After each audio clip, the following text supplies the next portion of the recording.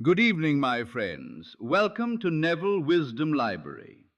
Tonight, I'd like to share a truth that seems almost too simple to believe, yet it has the power to transform the way you experience life. It is one of the deepest principles behind manifestation, and once you truly understand it, you'll begin to see your world from an entirely different perspective. The moment you stop feeling that you must have something, it begins finding its way to you. The instant you let go of chasing, your desire starts unfolding naturally. When you release the pressure of needing everything to happen on your schedule, in your preferred way, and under perfect circumstances, life begins removing the obstacles that once seemed impossible. This doesn't happen because the universe is testing you or rewarding you for acting as though you don't care. It happens because the feeling of need itself has been creating the distance between you and what you desire. Take a moment to truly absorb that idea. Most people spend years trapped in a cycle of waiting, worrying, checking for signs, hoping for proof, fearing disappointment, and trying to force life to cooperate with their expectations. They believe that wanting something with greater intensity will somehow make it arrive faster. But when desire becomes filled with anxiety, it loses its creative power. Instead of expanding your life, it begins to shrink your awareness. It creates tension, resistance, and pressure, making it difficult for the very thing you seek to appear. Without realizing it, people often become the greatest obstacle to their own blessings. There is an enormous difference between genuine desire and desperation. True desire is the natural expression of consciousness. It is creative, peaceful, and full of possibility. It feels light rather than heavy. It inspires instead of exhausting you. It is your deeper self reaching toward a richer experience of life without questioning your worth in the present moment. Desperation, however, is desire that has been taken over by fear. It begins believing that happiness, security, or completeness can only exist after something external arrives. It whispers, "I won't feel whole until I have this. My life can't truly begin until this happens." The moment you accept that belief, your entire being responds. Your body becomes tense, your breathing becomes restricted, your thoughts race endlessly, and your heart begins chasing instead of trusting. What began as a beautiful dream slowly turns into a struggle to control life itself. But life cannot be controlled through force. It can only be received. Everything comes according to the state of consciousness you consistently occupy. If your dominant feeling is, "I need this before I can be happy," then that emotional state becomes the message you continually send out. Consciousness faithfully reflects whatever state you accept as true. It doesn't judge you or punish you. It simply mirrors your inner condition. This explains why so many people encounter repeated delays and disappointments. It isn't because life has rejected them. It's because they continue living from the feeling that their desire is absent. Day after day, they rehearse the experience of not having it, and reality faithfully reflects that assumption. Think back over your own life. How many times have you wanted something so badly that it occupied your thoughts every hour? You searched constantly for evidence, analyzed every conversation, watched every sign, and tried to manage every detail. Yet the harder you pushed, the farther your goals seemed to move away. Then remember those unexpected moments when you had relaxed. Without struggle, an opportunity appeared. Someone entered your life, a new friendship formed, a phone call arrived, or a door opened that you never had to force. Everything unfolded with surprising ease, almost as though life had been quietly arranging it all along. That wasn't luck. The difference was the state you were living from. Nothing reveals this principle more clearly than relationships. Perhaps you've experienced what it's like to long for someone's attention so deeply that they occupied your every thought. You analyzed every conversation, searched for hidden meanings in their words, reread every message, and overthought every silence and every look. Your emotions became completely tied to how they responded to you. Ironically, the more you tried to hold on from a place of need, the more distant they seemed to become. Then something changed. Maybe you simply became exhausted from chasing. Maybe your heart matured. Or perhaps you evolved beyond the version of yourself that believed it had to beg for love or approval. Without forcing it, you naturally released your grip. And almost immediately, everything felt different. The person who once appeared distant suddenly reached out. The one who seemed emotionally unavailable became present. The individual who barely acknowledged you now seemed genuinely interested. Many would dismiss this as coincidence. It isn't. It is the result of a shift in consciousness. You were no longer sending out the message that you were incomplete. You stopped silently asking someone else to confirm your value or fill an emptiness within you. Instead, you returned to your own center, where your sense of worth no longer depended on another person's actions. That inner wholeness carries extraordinary power. A person who feels complete does not chase. They do not beg for affection or validation. They naturally attract experiences and people that reflect the peace they already possess within themselves. But let me clarify something, because this principle is often misunderstood. Releasing attachment does not mean becoming emotionally numb.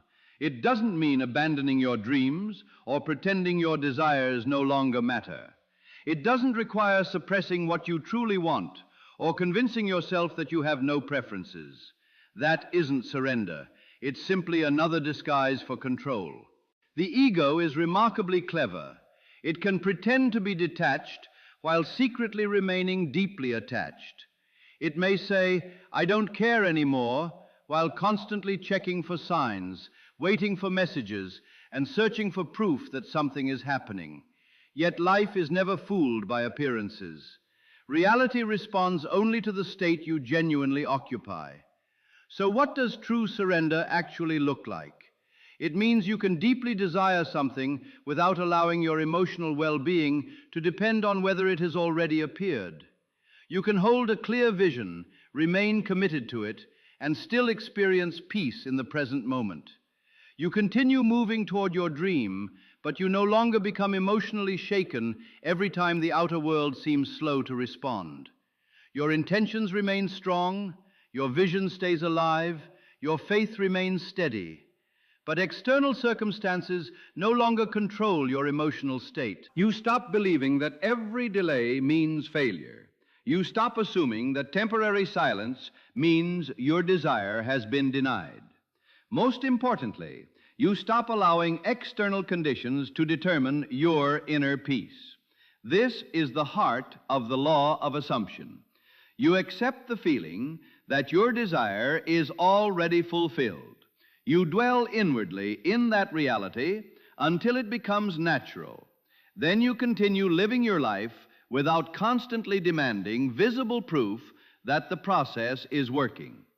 Don't carry your desire as though it were a heavy weight. Don't keep checking every few minutes to see whether it is getting closer.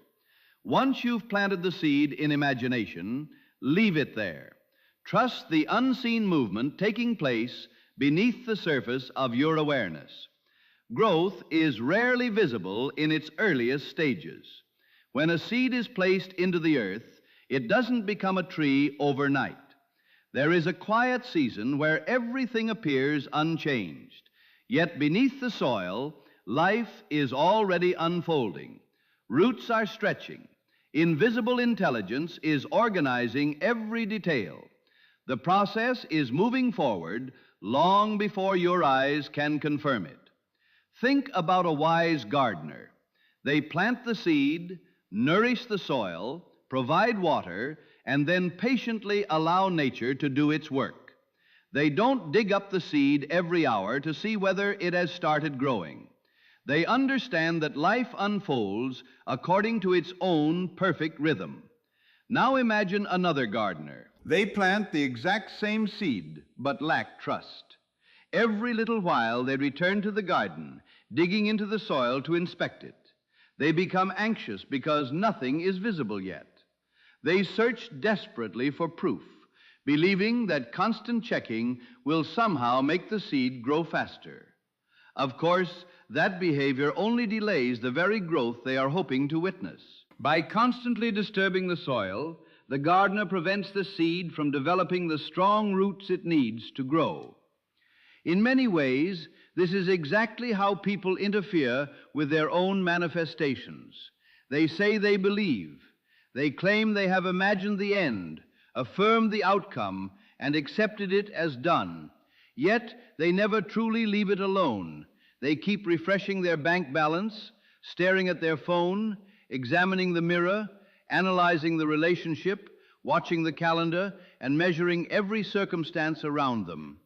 Every one of those moments carries the same hidden message. It still hasn't happened. Consciousness faithfully responds to that assumption, just as it always does. Constant checking comes from a feeling of lack. Waiting for proof comes from lack. Monitoring every detail comes from lack. When that state is repeated often enough, it becomes your normal way of living, and life reflects it right back to you. One of the greatest changes you can make is surprisingly simple. Stop checking. Whenever you feel the urge to look for evidence, compare your progress, or search for confirmation that something has changed, simply notice that impulse without following it. Then gently bring your attention back to the present. Return to the conversation you're having. Return to your work. Enjoy your meal. Take your walk. Feel each breath. Become fully present in the life unfolding before you, while quietly knowing that unseen movement is already taking place. Your responsibility is not to make the seed grow. Your responsibility is to remain in the state of the person who already knows it is growing. There is another principle you must remember, because forgetting it causes many people to lose faith too soon. The physical world always reflects yesterday's assumptions. What you see today is often the echo of thoughts, beliefs, and emotional states you've already lived through. So when you genuinely transform within, don't expect the outer world to change instantly. If circumstances still appear the same, it doesn't mean your inner work has failed. It simply means the visible world is still catching up with the reality you've already accepted in consciousness. Think of placing an order at a restaurant. The moment your order is accepted, the meal already exists as an intention in the kitchen, even though it hasn't yet arrived at your table. You don't walk into the kitchen every few minutes demanding proof that your food is being prepared. You sit peacefully because you trust the process. Manifestation works the same way. Your inner assumption has already set events in motion. Your role during the waiting period is to remain calm, confident, and receptive, knowing that what belongs to you is already making its way toward you. This is where true faith is revealed. Can you continue feeling abundant even while your finances haven't visibly changed? Can you remain secure in love while someone still seems distant? Can you experience inner freedom even when your current circumstances appear limiting? Can you know you are chosen before the world offers visible confirmation? That is where real transformation takes place. Many people touch that state briefly. They experience confidence, certainty, and peace for a moment. But as soon as external circumstances fail to match their expectations, fear returns. They fall back into old habits. They begin searching again. They begin worrying again. They begin needing again. And by returning to their former state, they interrupt the very process they had already started. Don't make that mistake. Don't dig up the seed before it has the chance to emerge. Remain where you have chosen to stand. Stay faithful to your new state. Hold your inner conviction with quiet confidence until the visible world reflects it, because it eventually must. That is simply how the law operates. Now comes a truth that many people resist, even though it has the power to free them completely. At this very moment, you are already enough. Not after the manifestation appears, not after life finally unfolds exactly the way you want, not after someone chooses you, not after the money arrives, not after the opportunity comes. Right now, you are already complete. The desire in your heart is not meant to rescue you from being broken. It is meant to add beauty to a life that already possesses value. It is an expression of your fullness, not the source of it. The moment this realization moves beyond your intellect and becomes something you truly feel, an incredible sense of peace begins to settle within you. You stop expecting the future to create your happiness. You stop postponing your joy until some distant day. You no longer tell yourself, "I'll finally be okay when." Instead, you begin living from the quiet certainty that you are already whole. From that place, your desires are no longer desperate lifelines. They become gifts. They no longer determine your worth. They simply become beautiful additions to a life that is already meaningful, already complete, and already filled with quiet abundance. Ironically, the moment your desires are no longer carrying the burden of completing you, they begin flowing into your life with far greater ease. There is a noticeable shift that happens within a person who has truly reached this understanding. It isn't filled with urgency. It isn't driven by fear. It isn't excitement trying to convince itself that everything will work out. Instead, it feels peaceful, steady, certain. It is the quiet confidence that doesn't need to defend itself or persuade anyone. It simply knows.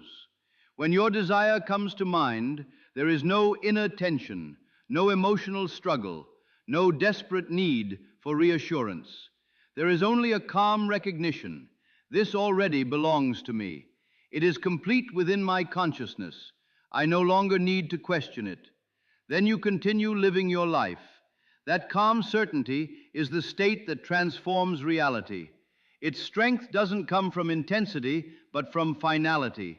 It isn't dramatic because it already feels complete. It's like someone who has already crossed the bridge inwardly, while the physical world is simply taking the final steps to reflect what has already happened within. Life always responds to the state you consistently remain in. So let me leave you with something simple that you can practice every day. The next time you notice yourself worrying, checking for signs, gripping your desire too tightly, or becoming overwhelmed by uncertainty, stop for just a moment. Take one slow, gentle breath. Then quietly ask yourself, if I knew beyond all doubt that my desire was already mine, what inside me would relax right now? Pay attention to your body. Maybe your shoulders soften. Maybe the tension leaves your face. Maybe your breathing becomes slower. Maybe your heart feels lighter. That feeling of relaxation isn't giving up.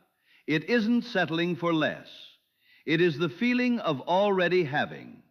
And you don't have to wait for external proof before entering that state.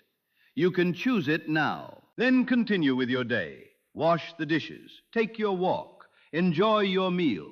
Focus on your work. Be fully present with the people around you. Allow your desire to develop beneath the surface while you remain anchored in trust. Don't keep disturbing the process. Don't pull at it. Don't hold it with anxious hands. Plant it firmly in consciousness. Then live as someone who completely trusts the natural law of growth. That is the hidden secret so many overlook. Surrender is not the opposite of creating. It is creation expressed at its highest level. Trust is not passive. It is one of the strongest inner states a person can embody. Letting go doesn't mean losing your dream. It means making space for it. It means stepping aside so divine intelligence can organize what you have already accepted within. Those who truly master this principle are not necessarily the people who visualize the longest, repeat the most affirmations, or desire with the greatest intensity. They are the people who have learned to desire from a place of inner completeness instead of emotional emptiness. They know how to assume the end without strain. They know how to release the outcome without fear. They rest naturally in the feeling that their wish has already been fulfilled, while allowing the outer world to unfold in its own perfect rhythm. So tonight, I invite you to experience this peaceful state for yourself. Stop being consumed by what might happen, not because your dreams no longer matter, but because you have already accepted them as real within consciousness.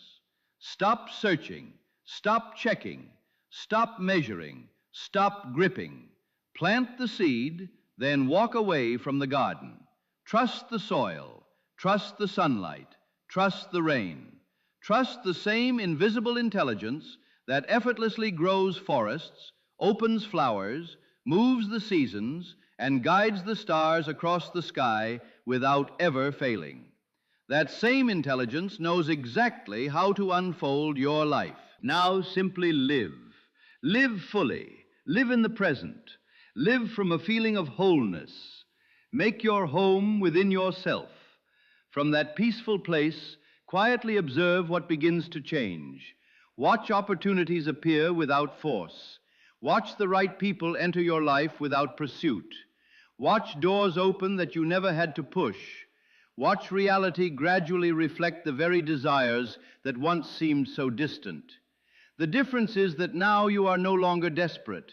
Because you no longer need those desires to define you, you are finally able to receive them, appreciate them, and truly enjoy them.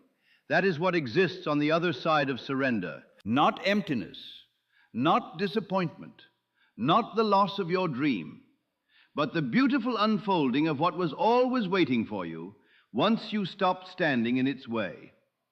Release your need to control the outcome, then simply watch what unfolds. I believe you'll be amazed by what follows. If these words have touched something within you tonight, don't analyze them or struggle to make them happen. Simply carry them gently into your evening. Allow them to soften your heart. Allow them to loosen the tension you may not have realized you were holding.